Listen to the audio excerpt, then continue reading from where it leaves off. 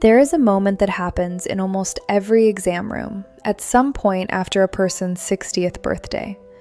It is quiet, it is predictable, and yet every single time it carries with it a small but distinct sense of surprise. You come in for a routine checkup. Maybe you've been feeling perfectly fine. Maybe you've been walking regularly, watching what you eat, keeping an eye on things. You roll up your sleeve, the cuff tightens around your arm, and then the numbers appear. 145/88, or 150/90, or perhaps even higher. And the doctor or the nurse or the printed summary at the bottom of the visit note says something like, "Your blood pressure is a little elevated. We should keep an eye on that." And you nod. You already know what comes next. Less salt, more vegetables, watch your weight. The same advice you have heard for years. But here is what is interesting, and I want you to really sit with this for a moment because it is the reason I am making this video. Most people, after that moment, go home and they try. They genuinely try. They put away the salt shaker. They choose the grilled fish over the fried chicken. They feel like they are doing the right things. And yet, when they come back 3 months later, the numbers have barely budged. Or worse, they have crept a little higher. And a quiet question starts to form in the back of their mind. A question that many people never say out loud, but that I have seen reflected in countless conversations over the years. What if my blood pressure is just going to go up no matter what I do? What if this is simply what happens after 60? That question is understandable. It is honest. And it is based on something that feels true. Because so many people around you seem to be experiencing the exact same thing. It begins to feel like a rule of aging, like gray hair, like changes in vision, like the way your knees let you know when a storm is coming. But here is what I want to offer you today, and I want to be very clear about this, because I am not here to give you a quick fix or a dramatic promise. That belief, that blood pressure elevation is an inevitable part of growing older, is one of the most persistent and quietly harmful misunderstandings in all of preventive health. And the reason it persists is not because people are failing at the standard advice. The reason it persists is because the standard advice, while well-intentioned, often misses the deeper story of what is actually happening inside the body after 60. When I say I am going to explain 5 simple diet changes that can help lower blood pressure after 60, I need you to understand something important. These are not 5 random tips pulled from a wellness article. They are not about cutting out everything you enjoy or following a rigid meal plan that feels unsustainable by the second week. These 5 changes are built around one central insight, an insight that completely reframes how we understand blood pressure in the second half of life. And that insight is this. After 60, your body is not simply becoming less responsive to what you eat. It is responding differently. The rules of the game change. Not because your body is failing, but because your body is trying to protect you using an older, wiser, but different set of priorities. And the diet changes that worked when you were 40, the ones that focused almost entirely on sodium restriction and general heart-healthy eating, they are only scratching the surface of what is actually driving the numbers on that monitor. So by the end of this video, you are going to understand something that most people never get the chance to learn. You will understand why that number keeps rising despite your best efforts. You will understand the hidden mechanism that quietly, over months and years, shifts your body's internal pressure regulation system into a higher baseline. And you will understand how 5 specific, surprisingly simple dietary adjustments work with that mechanism instead of against it. But I want to start this journey where it really begins. Not with a list of foods to avoid, not with a complicated nutrition science lecture, but with a quiet moment that happens inside your own body every single day. A moment that most of us never think about, and yet it determines whether that blood pressure reading trends up or down over the years ahead. Because the story of blood pressure after 60 is not really about salt. It is not really about the heart, at least not in the way most people imagine. It is about something much more fundamental, something that shifts as we age in ways that modern nutrition advice often overlooks.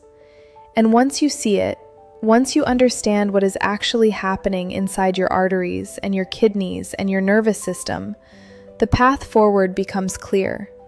Not because it is easy, but because it makes sense. And when something makes sense, when you understand the why behind the what, those 5 changes stop feeling like a list of rules and start feeling like a quiet conversation with your own body. So let us begin with that hidden mechanism. But before we go there, I want to take you into a moment that almost everyone who has dealt with creeping blood pressure will recognize. A moment where the standard advice meets the reality of daily life, and where the real story starts to reveal itself. Let me ask you something, and I want you to answer honestly, even if only in your own mind. When you think about high blood pressure, what is the first thing that comes to mind? For most people, it is salt, sodium.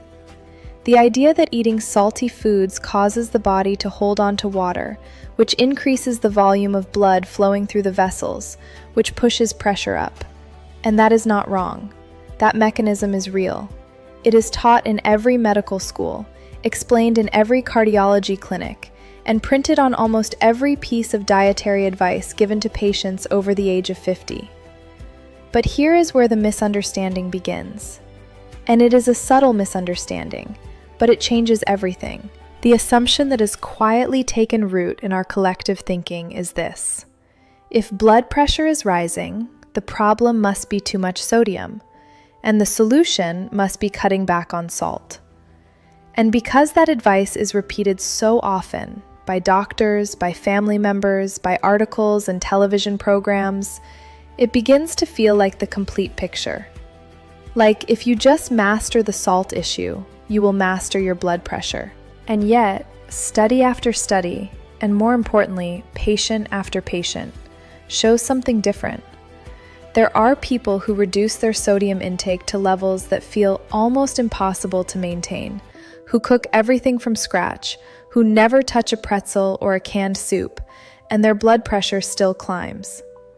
There are people who follow the DASH diet, the dietary approaches to stop hypertension, which is considered the gold standard, and they see improvement, but often not enough. And there are people who do everything right by the book and still end up on medication, wondering what they missed. So what is going on? The answer lies in something that happens inside the body after 60 that most dietary advice simply does not account for. And to understand it, I need to introduce you to a concept that is rarely discussed outside of nephrology and geriatrics, but that is absolutely central to this conversation. It is called the pressure-natriuresis relationship. I know that sounds complicated, but I promise you, it is actually a very elegant and beautiful mechanism once you understand it. And understanding it is the key to unlocking why the standard approach often falls short. The pressure-natriuresis relationship is simply the way your kidneys regulate blood pressure by controlling how much sodium and water leave your body. Think of your kidneys as a finely calibrated system, like a thermostat for your blood pressure. When pressure rises, the kidneys respond by excreting more sodium and water, which lowers the volume of blood and brings pressure back down. When pressure drops, they hold on to sodium and water to maintain stability. In a healthy, younger body, this system works beautifully. It is responsive, it is precise, and it means that even if you eat a salty meal, your kidneys can compensate within hours. Your blood pressure might bump up temporarily, but then it settles back down as your kidneys do their job. But here is what changes after 60. Over time, the kidneys become less sensitive to pressure. They do not fail, they do not stop working, but their responsiveness changes. The thermostat becomes a little less precise. It requires a higher pressure signal to trigger the same sodium excretion response. And this means that what used to be a temporary bump in pressure after a salty meal can begin to look like a permanent shift upward. And this is where the standard advice starts to fall short. Because the standard advice assumes that the problem is still the sodium coming in. But the deeper problem is often the kidney's diminished ability to send it out. Now I want you to notice something important here. I am not saying sodium does not matter. It does. but I am saying that focusing exclusively on sodium is like trying to fix a slow drain by stopping the water from going into the sink, rather than understanding why the drain itself has become sluggish. Both approaches can help, but only one addresses the root of the issue. And this brings us to a second hidden layer, one that most people never consider when they think about blood pressure. The kidneys are not the only system that changes with age. The nervous system changes too. Specifically, the part of the nervous system that controls the diameter of your blood vessels. Your arteries are not simply pipes. They are active, living structures surrounded by smooth muscle that can tighten or relax in response to signals from your brain and your body. When you stand up, your arteries constrict slightly to maintain blood flow to your brain. When you exercise, they dilate to send more oxygen to your muscles. This constant, dynamic adjustment is happening every second of every day without you ever thinking about it. After 60, the nervous system's ability to relax those blood vessels becomes less efficient. The muscles around the arteries tend to hold more tension more of the time. And when your vessels are tighter, your heart has to push harder to move blood through them. That pushing harder is what registers as higher pressure. So now we have two mechanisms. One involving the kidneys and their ability to excrete sodium, and one involving the blood vessels and their ability to relax. And both of them, after 60, begin to shift in ways that favor higher pressure. But here is where the story gets even more interesting. And this is the part that I think most people, and frankly many clinicians, do not fully appreciate. These two mechanisms are not separate. They are connected. And the connection runs through something that sits at the very center of your body's regulatory systems.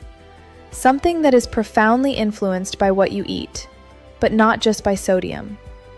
Something that ties together kidney function, vessel tone, and even the way your heart responds to stress. That something is the balance between two minerals that most people have heard of but rarely think about in this context. Two minerals that act like a seesaw inside your cells, determining whether your blood vessels are relaxed or tense, whether your kidneys are holding on to fluid or releasing it, and ultimately, whether that number on the blood pressure cuff trends up or down over time. And this is where the first of those 5 simple diet changes begins to reveal itself. Because once you understand this seesaw, once you see how these two minerals interact, the question of what to eat stops being about avoiding things and starts being about restoring a balance that time has quietly tipped. But before we get to that, I want to pause here and acknowledge something. If you are someone who has been watching your blood pressure creep up over the years, who has tried the standard advice and felt frustrated by the results, I want you to know that frustration is not a sign that you are doing something wrong. It is a sign that you have been working with an incomplete map. And the next part of this conversation, the part where we look at a real example of how this plays out in daily life, is where that map starts to fill in. Let me tell you about someone I will call Richard. And I want to be clear from the start, Richard is not a real patient. He is a composite, a collection of conversations I have had over the years, a pattern I have seen repeated in exam rooms and follow-up visits more times than I can count. But his story is real in the sense that it is happening to people every day, and it holds the key to understanding why the 5 changes we are going to talk about matter so much. Richard is 63 years old. He retired about 18 months ago from a career in project management, a job that kept him busy, kept him on his feet, kept him thinking. When he retired, he made a promise to himself that he would take better care of his health. He started walking 3 miles every morning. He cut back on red meat. He even bought one of those home blood pressure monitors, the kind that goes around your upper arm, because his doctor had mentioned at his last physical that his numbers were creeping into what she called the elevated range. The first few months of retirement felt good. He had time to cook. He experimented with new recipes. He felt like he was finally doing all the things he had been meaning to do for years.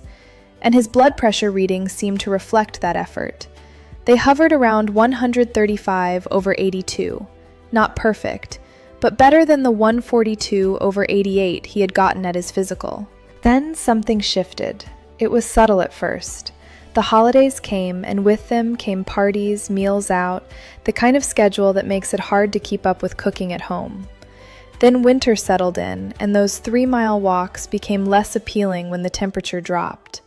By the time spring arrived, Richard noticed that his morning readings had crept up. Not dramatically. 138, 139, occasionally 142. He decided to double down. He went back to walking. He started reading labels more carefully, looking for low-sodium options. He switched from regular salad dressing to a low-sodium version that he thought tasted like watered-down vinegar, but he told himself it was worth it. He was doing the right things. He was trying. 3 months later, he went back to his doctor for a follow-up. They took his blood pressure twice, once at the beginning of the visit and once at the end. 146/90, 144/88. His doctor said something like, "Well, we are going to need to keep an eye on this." She talked about the DASH diet again. She mentioned that sometimes medications become necessary. And Richard left the office with that familiar knot in his stomach, the one that forms when you have been trying your hardest, and your hardest still does not seem to be enough. Here is what Richard did not know. And here is what I want you to understand, because Richard's experience is not unique, and it is not a sign of personal failure. Richard was doing many things right, but he was working from an incomplete understanding of what was actually driving his blood pressure. He was focused almost entirely on sodium, on cutting back, on restriction. And while that approach can help, especially in the short term, it was missing the deeper story of what was happening inside his kidneys, his blood vessels, and his nervous system as they aged. Let me walk you through what was actually going on with Richard. First, his kidneys had become less sensitive to pressure. That pressure-natriuresis relationship I mentioned earlier had shifted. So even when he reduced his sodium intake, his kidneys were not responding as efficiently as they once did. The drain was still sluggish, regardless of how much water he was pouring into the sink. Second, the smooth muscle in his arteries had begun to hold more tension. This is a normal part of aging, related to changes in the nervous system and the way blood vessels produce and respond to signals that tell them to relax. But for Richard, that meant his resting blood pressure was being pushed up by a constant, low-grade tightness in his vessels that he could not feel, could not measure at home, and could not address simply by cutting back on salt. And third, and this is where Richard's story takes a turn toward the insights that actually made a difference. His diet had shifted in ways that affected a critical balance inside his cells. A balance between two minerals that act as partners in regulating both kidney function and vessel tone. Richard had cut back on processed foods, which was good. But in doing so, he had also unknowingly cut back on a category of foods that provide one of these two minerals in abundance. And at the same time, his reliance on certain low-sodium packaged foods had introduced a form of the other mineral that his kidneys had to work harder to process. The seesaw had tipped. And that tipped seesaw was undermining all the other good work he was doing. Now, I want to pause here and say something that I think is important. If you are watching this and you recognize yourself in Richard's story, if you have been doing what you thought was the right thing and still watching those numbers climb, I want you to take a breath. You have not failed. You have simply been working with a map that did not show the full terrain. And this is where we begin to shift from frustration to understanding. Because the 5 changes I am going to walk you through are not about trying harder. They are not about a stricter version of the same approach you have already tried.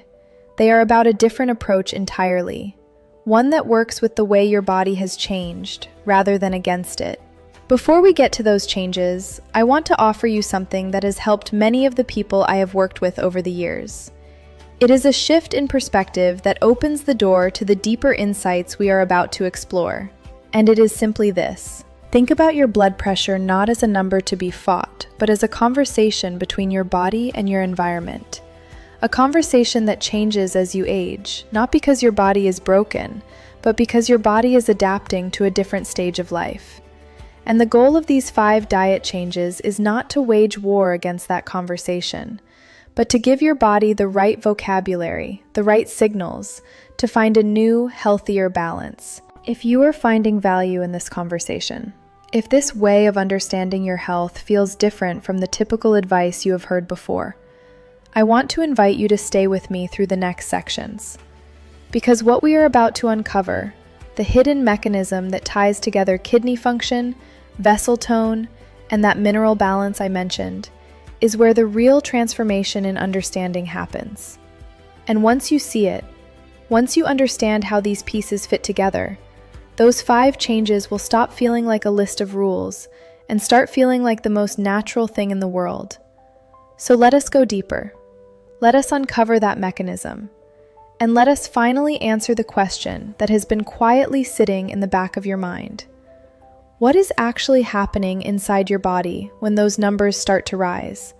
And what can you do, simply and sustainably, to bring them back into balance? To understand what is really happening inside your body when blood pressure begins to rise after 60, we have to zoom in, way in, down to the level of individual cells, because that is where the real story unfolds. I want you to imagine, for a moment, that you could shrink down and travel inside one of your arteries. Not a large artery, but one of the smaller ones, a vessel that carries blood to your kidneys or your muscles or your brain.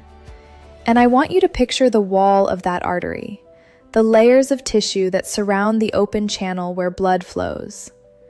Right there, in that wall, there is a type of cell that most people never think about, but that determines, in every moment, whether your blood pressure is high or low. These are called vascular smooth muscle cells, and they wrap around your arteries like rings around a straw. When they tighten, the artery narrows and pressure goes up. When they relax, the artery widens and pressure goes down. Now, what tells these cells to tighten or relax? This is where the story gets fascinating. Your body produces a remarkable molecule called nitric oxide. It is a gas, a tiny signaling molecule, and it is produced by the innermost layer of your arteries, the endothelium. When your endothelium is healthy, it releases a steady stream of nitric oxide, which diffuses into those smooth muscle cells and tells them to relax. This is your body's natural pressure-lowering mechanism, constantly active, constantly keeping your vessels open and your blood flowing smoothly. But here is what happens with age. The endothelium becomes less efficient at producing nitric oxide. The smooth muscle cells become less sensitive to it, and at the same time, your body produces more of a counterbalancing molecule called endothelin, which tells those smooth muscle cells to tighten. The balance shifts from relaxation toward constriction. This is not a disease. It is a natural change, a gradual recalibration that occurs over decades. But it means that your blood vessels, by default, are held in a state of slightly higher tension than they were when you were younger. And that higher tension translates directly into higher blood pressure. Now, let us add another layer. Because the vessels themselves are only half the story. Your kidneys, as I mentioned earlier, are your body's volume regulators. They filter your blood, remove waste, and decide how much sodium and water to send back into your bloodstream versus how much to send out as urine. And they do this based on signals they receive from pressure sensors throughout your circulatory system. When your blood pressure rises, your kidneys respond by excreting more sodium and water. This reduces the total volume of fluid in your vessels, which brings pressure back down. It is a beautiful feedback loop, precise and self-correcting. But after 60, your kidneys become less sensitive to pressure. They do not receive the signal as clearly. The feedback loop becomes sluggish. So even when your pressure is elevated, your kidneys may not respond by excreting that excess sodium and water. The fluid stays in your system. Your blood volume remains high. And that high volume pushes against the already tighter vessels, creating a compounding effect. This is why blood pressure after 60 can feel like it has a mind of its own. Because it is not one system drifting off course. It is two systems, vessels and kidneys, shifting together, each making the other's job harder. But there is a third layer to this mechanism, and this is the one that connects directly to the diet changes we are going to talk about. It is the layer that ties everything together and explains why certain foods have such a powerful effect on blood pressure after 60. Inside each of your cells, there is a delicate balance between two minerals, sodium and potassium. They sit on opposite sides of the cell membrane, and the cell uses enormous amounts of energy to maintain that balance. Sodium is kept mostly outside the cell. Potassium is kept mostly inside. And this gradient, this difference in concentration, is what allows your cells to function. It is what allows your nerves to fire, your muscles to contract, your heart to beat. But here is where it gets critical for blood pressure. The balance between sodium and potassium directly influences both of the systems we have just discussed. First, the kidneys. Your kidneys excrete sodium and potassium together, but they do so in a linked process. When your potassium levels are low, your kidneys hold on to more sodium. That sodium pulls water with it, increasing blood volume. Low potassium effectively tells your kidneys to be stingy with sodium excretion, even if your pressure is already elevated. Second, the blood vessels. The balance between sodium and potassium inside and outside your cells affects the tone of those vascular smooth muscle cells. High sodium relative to potassium makes those cells more excitable, more likely to contract. Low potassium makes it harder for them to relax. So the same imbalance that tells your kidneys to hold on to fluid also tells your vessels to stay tight. And here's the insight that most people never hear. The reason the standard low-sodium approach often falls short after 60 is that it focuses only on one side of this balance. It tries to reduce sodium without adequately addressing potassium. And when you reduce sodium without increasing potassium, you are still left with an imbalance, a seesaw that is still tipped toward constriction and fluid retention. But it gets even more interesting, because there is a third player in this mechanism. A mineral that most people have heard of but rarely connect to blood pressure in a meaningful way: magnesium. Magnesium is a cofactor for hundreds of enzymes in your body, but for our purposes, it plays two critical roles. First, it helps your blood vessels produce nitric oxide, that molecule that tells your smooth muscle cells to relax. Without adequate magnesium, your endothelium cannot produce nitric oxide efficiently. Second, magnesium helps your cells maintain that sodium-potassium balance. It powers the pumps that keep sodium outside and potassium inside. Low magnesium means those pumps work less effectively, which means more sodium inside your cells, which means more contraction, more constriction, more pressure. So here is what we have: a three-part mechanism. Blood vessels that naturally become tighter with age, kidneys that become less efficient at excreting sodium, and a mineral balance, sodium, potassium, magnesium, that shifts in ways that make both problems worse. Now here is the good news. And I want you to hear this clearly, because this is where the path forward becomes not just understandable, but genuinely hopeful. Every single part of this mechanism is influenced by what you eat, not just by cutting things out, but by adding things in, by giving your body the raw materials it needs to support that endothelial function, to support that kidney function, to restore that mineral balance. The 5 diet changes I am going to walk you through are not random. They are targeted. Each one addresses a specific point in this mechanism. Each one helps shift the balance back toward relaxation, toward excretion, toward the lower baseline your body is trying to maintain. And the beautiful thing about this approach is that it works with your body's natural systems rather than against them. You are not fighting the changes that come with age. You are giving your body what it needs to compensate for those changes, to find a new equilibrium that keeps your pressure in a healthier range. So let us bring this into focus.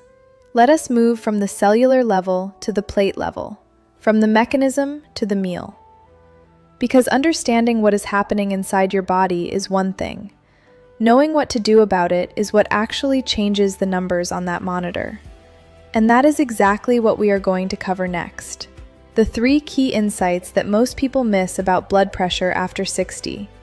Insights that will reframe everything you thought you knew about diet and hypertension. And then, finally, the 5 changes themselves. Simple, sustainable, rooted in science, and designed specifically for the way your body works now. Now we arrive at the heart of the matter. The insights that most people never encounter. The understandings that separate those who simply follow generic advice from those who truly partner with their bodies to maintain healthy blood pressure well into their later years. I want to share with you 3 key insights. Each one builds on the last. Each one reveals a layer of understanding that transforms how you think about food, aging, and that number on the monitor. And each one points directly to one of the 5 diet changes we will explore. Let us begin with the first insight. And I will tell you up front, this one surprises almost everyone I share it with. Insight 1. The timing of your potassium intake matters as much as the amount. Most people, if they know anything about potassium and blood pressure, know that potassium helps lower pressure. They have heard that bananas are good for this reason, and that is true, but it is an incomplete truth. Here is what the research shows and what I have seen play out in clinical practice. Consuming potassium throughout the day in steady, consistent amounts has a very different effect on blood pressure than consuming the same total amount in 1 or 2 large doses. And this has everything to do with how your kidneys handle that mineral. Your kidneys are constantly filtering your blood, but they have a natural rhythm, a circadian pattern to how they excrete sodium and potassium. When you consume potassium in smaller amounts spread across the day, you are essentially giving your kidneys a steady signal to release sodium. You are keeping that sodium excretion pathway active, preventing the fluid retention that drives pressure up. But when you consume most of your potassium in one meal, say a large potato or a big serving of spinach at dinner, your kidneys receive a single large signal. They respond, they excrete some sodium, but then the signal fades. And for the rest of the day, your kidneys default back to that age-related tendency to hold on to sodium. This is why the first of our 5 diet changes is not just about eating more potassium-rich foods, but about distributing them thoughtfully across your day. A small banana or a handful of almonds in the morning, a serving of beans or lentils at lunch, a potassium-rich vegetable with dinner. Not a massive shift, but a strategic one. A shift that works with your kidneys' natural rhythms rather than overwhelming them with a single large dose. Now, let us move to the second insight. And this one, I think, is perhaps the most overlooked aspect of blood pressure management after 60. Insight 2. The form of magnesium you consume determines how well your vessels can relax. I mentioned earlier that magnesium is essential for your blood vessels to produce nitric oxide, that gas that tells your smooth muscle cells to relax. But here is what most people do not know. Not all magnesium is absorbed and utilized by the body in the same way. Magnesium that comes bound to certain compounds, particularly those found in leafy greens, nuts, seeds, and whole grains, is accompanied by other nutrients that enhance its absorption and its ability to enter your cells.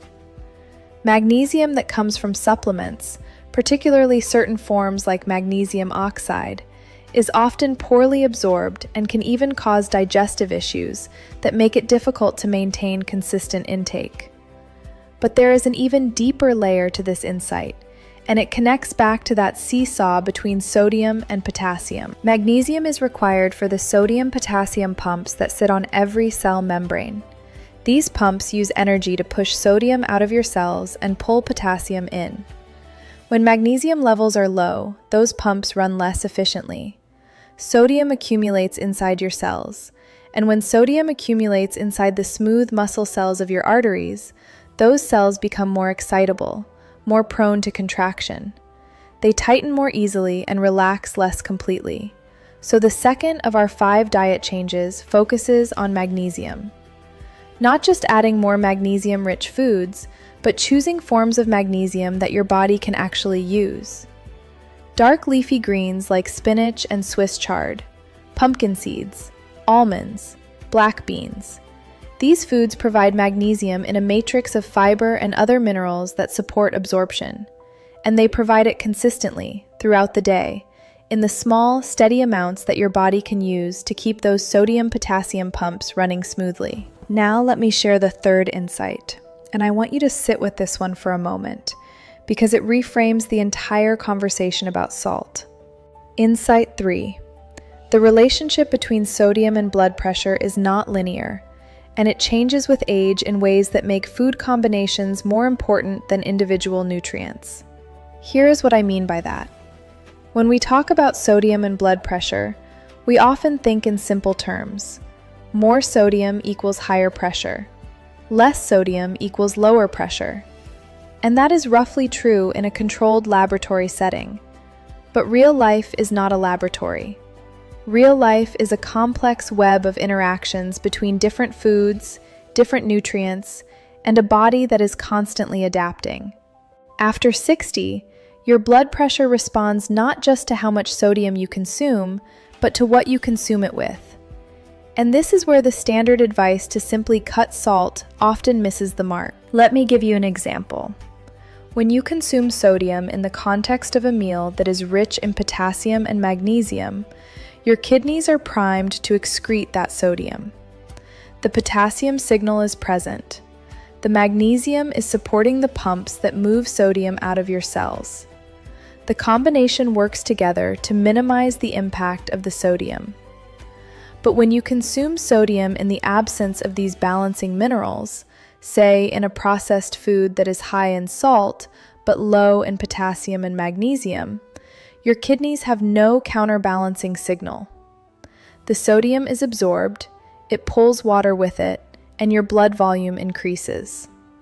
And because your age-related kidney sensitivity is already reduced, that sodium stays in your system longer, contributing to a sustained elevation in pressure. This is why the third of our 5 diet changes is about pairing, about combinations. It is not about eliminating sodium entirely, which is nearly impossible and often counterproductive. It is about ensuring that when sodium enters your body, it is accompanied by the minerals that help your kidneys process it efficiently. A piece of fish seasoned with herbs and served alongside roasted sweet potatoes and sautéed kale. A grain bowl with beans, avocado, and a sprinkle of seeds. A smoothie with spinach, banana, and a spoonful of almond butter. These are not complicated meals, but they are meals built on the principle of balance. They provide sodium in the context of potassium and magnesium, allowing your body to handle that sodium the way it was designed to. Now, I have shared 3 insights with you. The timing of potassium, the form of magnesium, the importance of food combinations over isolated nutrients. And each of these insights points to a specific dietary adjustment, a way of eating that works with your body rather than against it. But there are 2 more insights and 2 more changes that I want to share before we bring this all together. And these final 2 address something that is rarely discussed in conversations about blood pressure, but that I have found to be absolutely critical for people after 60. The 4th insight is about hydration. Not just how much water you drink, but when you drink it and what you drink it with. Because your body's thirst mechanism becomes less sensitive with age. And this affects your kidneys, your blood volume, and your pressure in ways that most people never consider. The 5th insight is about the foods that act as natural diuretics, not medications, but whole foods that support your kidneys in releasing excess fluid. And these are not the foods you might expect. They are not dramatic or exotic. They are simple, everyday foods that, when understood and used thoughtfully, can make a significant difference in that seesaw between fluid retention and excretion. Let me explain each of these in turn, because together with the first 3, they form a complete picture.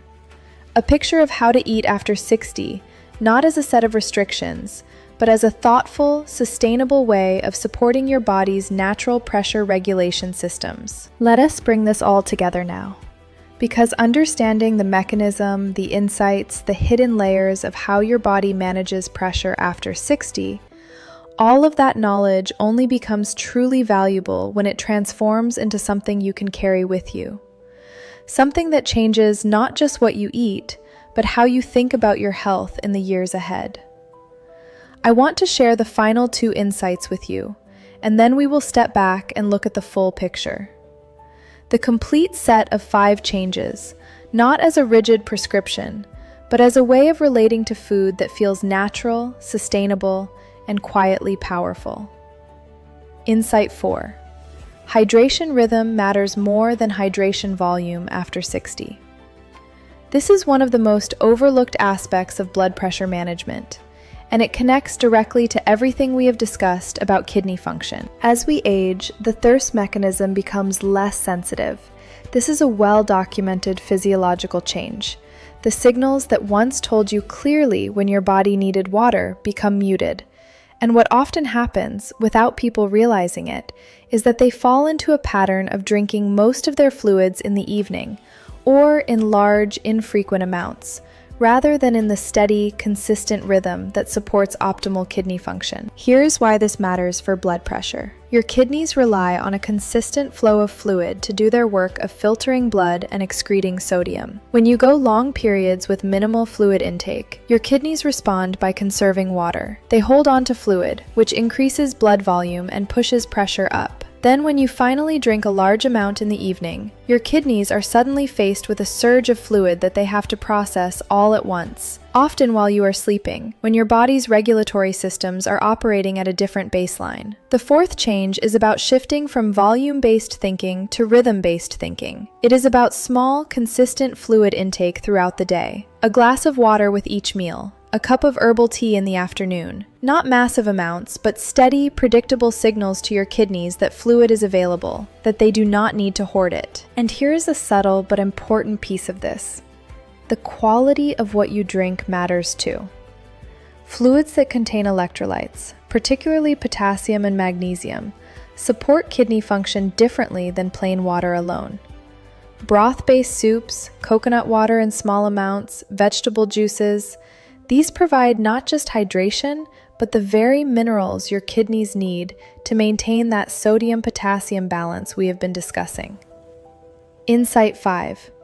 Natural diuretics work through synergy, not isolation. When most people hear the word diuretic, they think of medication. But there are whole foods that support your kidneys in releasing excess fluid, and they do so not through a single active compound, but through the synergy of multiple nutrients working together.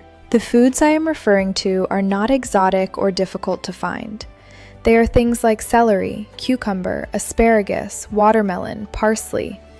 These foods have been recognized across cultures for generations as supporting kidney function and fluid balance. And modern research has begun to understand why. These foods are rich in potassium, which we already know supports sodium excretion. They contain compounds that gently support blood flow to the kidneys. They have high water content themselves, which contributes to that hydration rhythm we just discussed. And they provide antioxidants that protect the delicate endothelial lining of your blood vessels, supporting that nitric oxide production that keeps your vessels relaxed. The 5th change is about incorporating these foods regularly, not as a treatment, but as a consistent part of your dietary pattern. A few slices of cucumber in your water, asparagus roasted alongside your dinner, watermelon as a snack on a warm afternoon. Small, enjoyable additions that support your kidneys in doing what they are naturally designed to do. Now, let us step back and look at the full picture, because I want you to see how these 5 changes work together, not as isolated tips, but as a coherent approach that addresses every part of the mechanism we explored earlier. The first change, distributing potassium-rich foods throughout the day, supports your kidneys in maintaining a steady sodium excretion signal. It works with your circadian rhythms rather than against them. The second change, choosing absorbable forms of magnesium from whole food sources, supports the sodium-potassium pumps on your cell membranes and helps your blood vessels produce the nitric oxide they need to relax. The third change, focusing on food combinations rather than isolated nutrients, ensures that when sodium enters your body, it is accompanied by the potassium and magnesium that help your kidneys process it efficiently.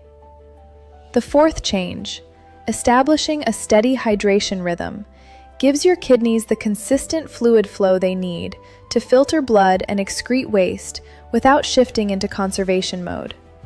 And the fifth change, incorporating natural diuretic foods regularly, provides gentle, ongoing support for kidney function and fluid balance, while also contributing to the overall nutrient density of your diet. What I want you to notice is what is missing from this list.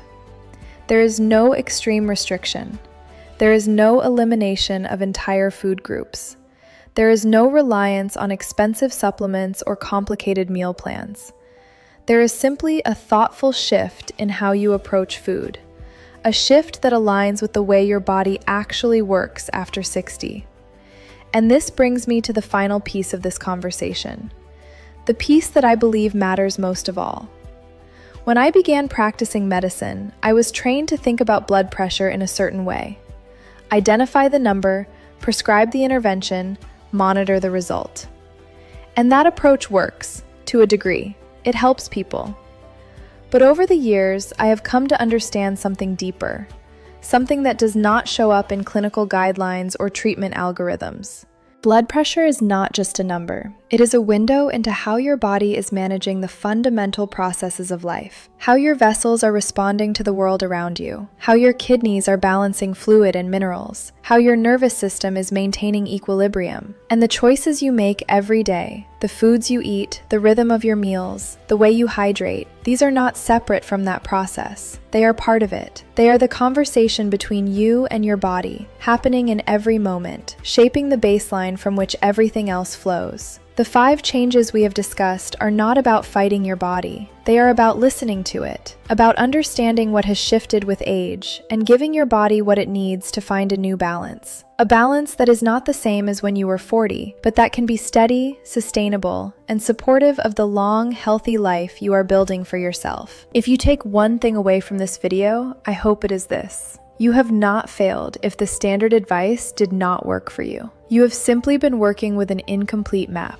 And now you have a fuller map. A map that shows not just the obstacles, but the pathways. Not just what to avoid, but what to welcome in. I want to leave you with a quiet reflection, something I have shared with many patients over the years, usually at the end of a long conversation when the pressure of trying to do everything right has begun to ease. Your body has been with you for 60 years, 70 years, perhaps more. It has adapted, compensated, found its way through countless challenges. It is not your enemy. It is your partner. And the changes we have discussed today are not about imposing a new set of rules on that partnership. They are about understanding the partnership more clearly, about giving your body the raw materials it needs to do what it has always done, maintain your health moment by moment, day by day. Start with 1 change, not 5. Choose the one that feels most accessible, most natural to your life. The rhythm of potassium, the focus on magnesium, the attention to food combinations, the steady hydration, the gentle diuretic foods. Let that one change settle in. Let it become part of your daily pattern. And then, when it feels effortless, add another. This is not a sprint. It is not a 30-day challenge. It is a way of living that supports your health for the decades ahead. And the numbers on that monitor, they will respond.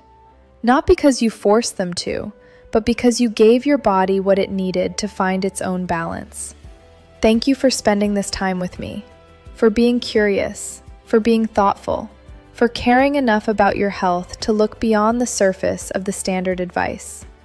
That curiosity, that willingness to understand, is itself a powerful medicine, and it is one that will serve you well, not just in managing your blood pressure, but in every aspect of your health journey ahead. Take care of yourself, and I will see you in the next video.